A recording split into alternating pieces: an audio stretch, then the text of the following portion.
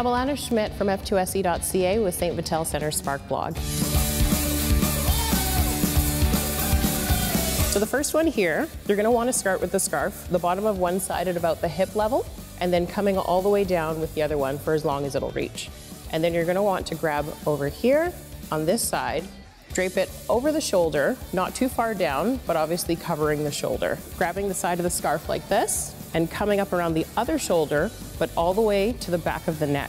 You want to make sure that enough of this side here is still draping down so you can get a little bit of a layered effect. And you can play with the neckline depending on the type of shirt that you're wanting to wear underneath it. You can have it a little bit more open or you can have it a little bit more closed.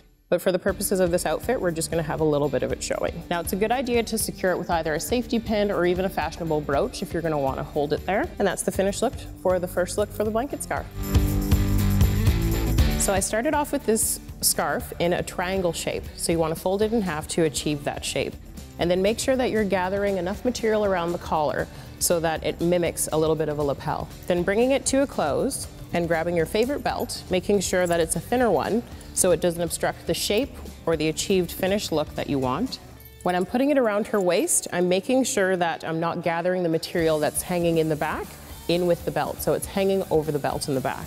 And put it to a comfortable setting, and feel free to knot it in the front if you do have a lot left over.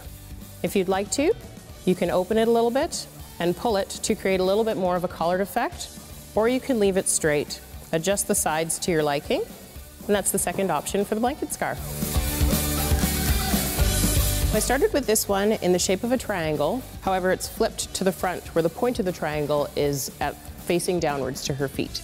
So we're going to grab one side here and the other side there and gather it up a little bit more at her neck so it's not covering the entire shirt, and crossing it around in the back and doing the same with the other side. Pulling it as tight as you need to be comfortable and for the length that you want to achieve for the middle piece here.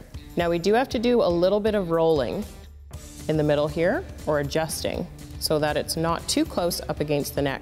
Gathering the two sides and pulling them underneath and making sure to hide any tags that might pop out from the two ends there. Now this is a style that is best suited for ladies who are a little bit taller, as it does tend to take up a lot of the top area. Starting with the scarf folded in half in a triangle shape, with the center part facing down towards your front of your feet.